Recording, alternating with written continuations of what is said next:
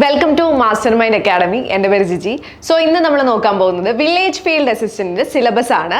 ആ സിലബസിൽ എങ്ങനെയാണ് നമുക്കൊരു സ്റ്റഡി പ്ലാൻ തയ്യാറാക്കുക എന്നുള്ളതാണ്. അപ്പോൾ സിലബസ് ഞാൻ ആദ്യം ഒന്ന് ജസ്റ്റ് കാണിച്ചു തരാം. നമുക്കറിയാം വില്ലേജ് ഫീൽഡ് അസിസ്റ്റന്റ് എന്ന് പറയുന്നത് ഒറ്റ പരീക്ഷയാണ്.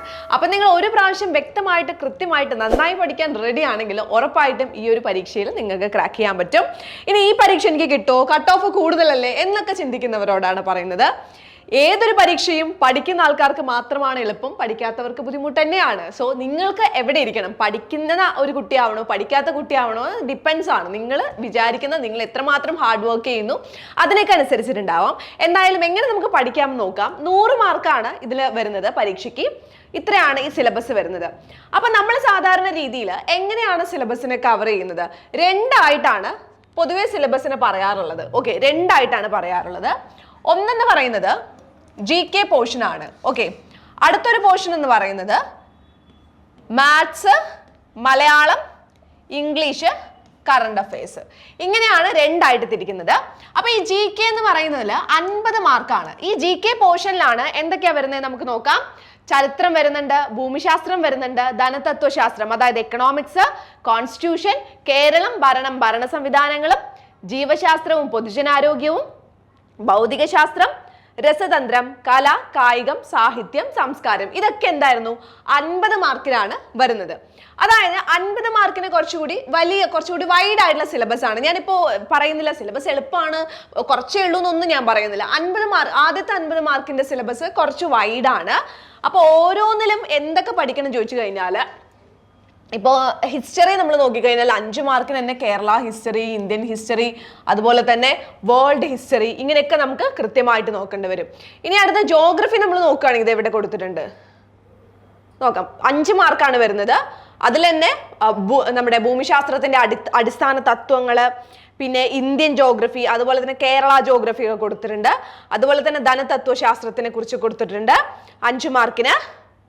പക്ഷെ 5 മാർക്കിന് കുറച്ച് എളുപ്പമാട്ടോ. ചില ഭാഗങ്ങൾ, ചില ടോപ്പിക്കുകൾ, ചില സബ്ജക്റ്റ് ഒക്കെ പഠിക്കാൻ കുറച്ചുകൂടി എളുപ്പമാണ്.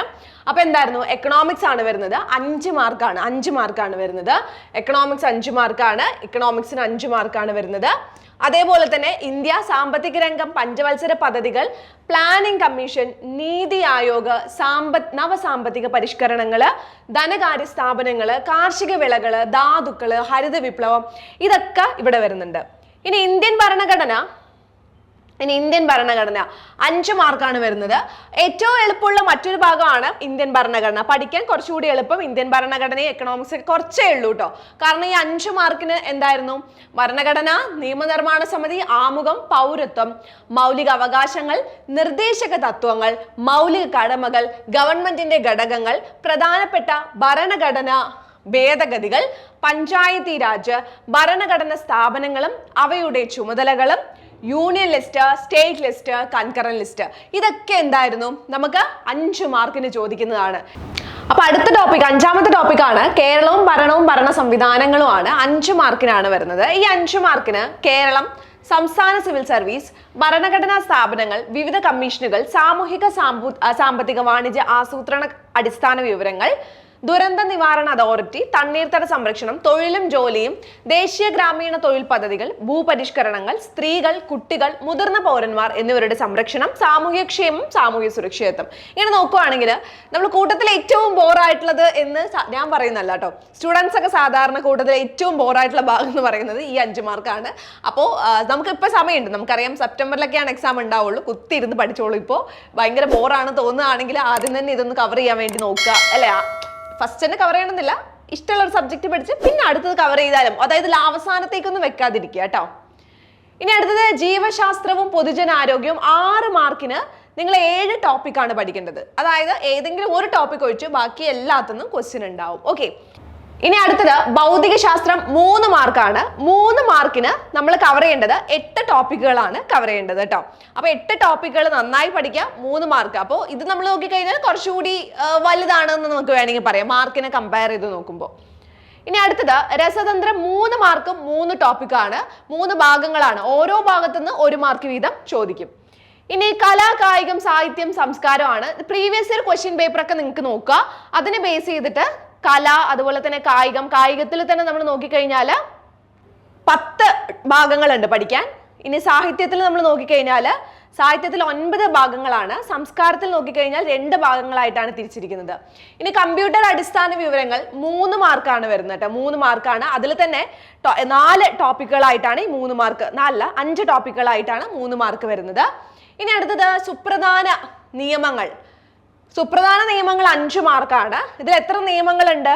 5 നിയമങ്ങളുണ്ട്. അപ്പൊ 5 നിയമങ്ങളിൽ നിന്നും ഓരോ മാർക്ക് വീതമാണ് വരുന്നത് കേട്ടോ. ഇനി അടുത്ത് കറണ്ട് അഫയേഴ്സ്. കറണ്ട് അഫയേഴ്സ് 20 മാർക്കാണ് വരുന്നത്. കറണ്ട് അഫയേഴ്സ് എന്തായിരുന്നു?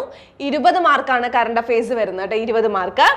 20 മാർക്കിൽ തന്നെ 20 മാർക്ക് എങ്ങനെ കിട്ടുന്ന വെച്ചാൽ ഡെയിലി നിങ്ങൾ കറണ്ട് അഫയേഴ്സ് നിങ്ങൾക്ക് സ്കിപ്പ് ചെയ്യാന്നുള്ള ഒരു ഓപ്ഷൻ ഇല്ല. കാരണം 20 മാർക്കിന്റെ ചോദ്യങ്ങളാണ് കറണ്ട് അഫയേഴ്സിൽ നിൽക്കുന്നത്. സോ ഒരിക്കലും എന്താണ് കറണ്ട് അഫയേഴ്സ് നിങ്ങൾക്ക് സ്കിപ്പ് ചെയ്യാൻ പറ്റില്ല എന്നുള്ള കാര്യം വ്യക്തമായും ശക്തമായും നിങ്ങൾ മനസ്സിലാക്കേണ്ടതുണ്ട്. ഇനി അടുത്തത് ലഘുഗണിതം 5 മാർക്കാണ് വരുന്നത്. Simple arithmetic. സിമ്പിൾ അരിത്തമെറ്റിക്കിൽ 5 മാർക്കിന് നിങ്ങൾക്ക് 12 ടോപ്പിക്കുകളാണ് കവർ ചെയ്യാനുള്ളത്. അതുപോലെ തന്നെ മാനസിക ശേഷിയും നിരീക്ഷണ പാഠവ പരിശോധനയും 5 മാർക്കിന് 13 ടോപ്പിക്കാണ്. അതായത് എന്തായിരുന്നു? 10 മാർക്കിന് മാത്സ് ആൻഡ് മെന്റൽ എബിലിറ്റി നിങ്ങൾ പഠിക്കണം.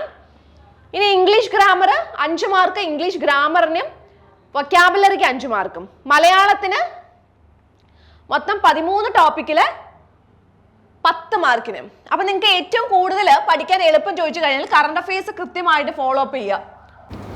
നിങ്ങളൊരു സ്റ്റഡി പ്ലാൻ ഉണ്ടാക്കുകയാണെങ്കിൽ നിങ്ങൾ ആദ്യം ചെയ്യേണ്ടത് ഇതിനെ 2 ആയിട്ട് തിരിച്ച്, നേരത്തെ പറഞ്ഞ പോലെ ആദ്യത്തെ 50 GK അല്ലെങ്കിൽ ജനറൽ അവയർനെസ് ഒക്കെ ആയിട്ട് മാറ്റുക.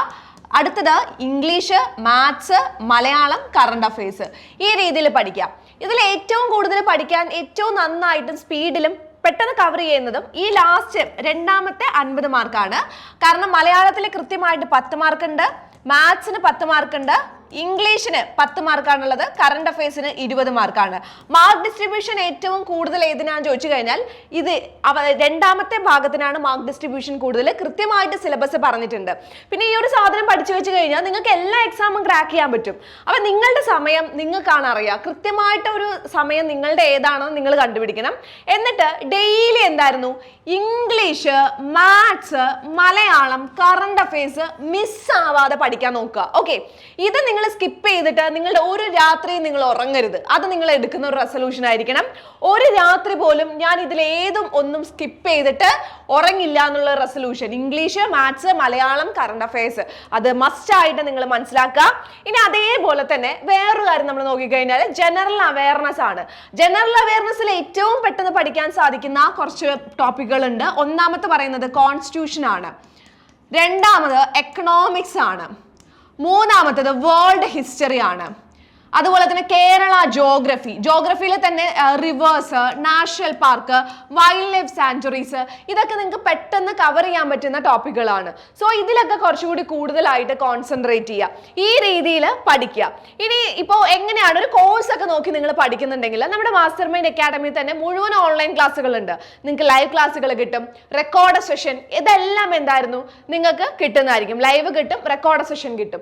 അപ്പൊ ലൈവ് ക്ലാസ്സും റെക്കോർഡ് സെഷനിലൂടെയൊക്കെ നിങ്ങൾക്ക് പഠിക്കാം. ഒരു ദിവസം ടാർഗറ്റ് ഉണ്ടാവും, ഇത്രയാണ് പഠിക്കേണ്ടത്, ഇത്ര ക്ലാസ് ആണ് പഠിക്കേണ്ടത്. അപ്പൊ നിങ്ങളുടെ സമയം അനുസരിച്ച് റെക്കോർഡ് സെഷൻ ഒക്കെ കാണുക, നോട്ട് എഴുതുക, അതുപോലെ തന്നെ previous year question paper solve ചെയ്യുക, മോക്ക് ടെസ്റ്റ് ചെയ്യുക. ഇങ്ങനെ ചെയ്ത് കൃത്യമായിട്ടൊരു സ്റ്റഡി പ്ലാനോട് കൂടി എന്തായിരുന്നു നിങ്ങൾക്ക് പഠിക്കാൻ സാധിക്കും. അപ്പൊ നമ്മുടെ സ്റ്റഡി പ്ലാൻ ഉണ്ട്, നമുക്ക് കൃത്യമായിട്ട് ഒരു 100 ദിവസം സ്റ്റഡി പ്ലാൻ ഉണ്ട് കേട്ടോ. അപ്പൊ ആ സ്റ്റഡി പ്ലാൻ അറിയാൻ വേണ്ടിയിട്ട് നിങ്ങൾക്ക് എന്ത് ചെയ്യാം? ഇതേ താഴെ ഡിസ്ക്രിപ്ഷനിലും കമന്റ് ബോക്സിലും ഒക്കെ ഒരു നമ്പർ ഉണ്ട്. ആ നമ്പറിൽ ഒന്ന് വിളിച്ചിട്ട് സ്റ്റഡി പ്ലാൻ ചോദിച്ചാൽ മതി. അവർ കൃത്യമായിട്ടുള്ള നമ്മുടെ സ്റ്റഡി പ്ലാൻ ഒക്കെ നിങ്ങളിലേക്ക് പറഞ്ഞു തരും കേട്ടോ. അപ്പൊ ഇത്രയൊക്കെയാണ് ഇന്ന് പറയാനുള്ളത്. വീണ്ടും അടുത്തൊരു സെഷനിൽ കാണാം. ഇതുപോലെ നിങ്ങൾക്ക് ആവശ്യമുള്ള എന്തെങ്കിലും വീഡിയോ വേണമെങ്കിൽ അതും കൂടി താഴെ കമന്റ് ചെയ്യാൻ വേണ്ടി നോക്കുക. അപ്പൊ എല്ലാവർക്കും ഓൾ ദി ബെസ്റ്റ്, ബൈ.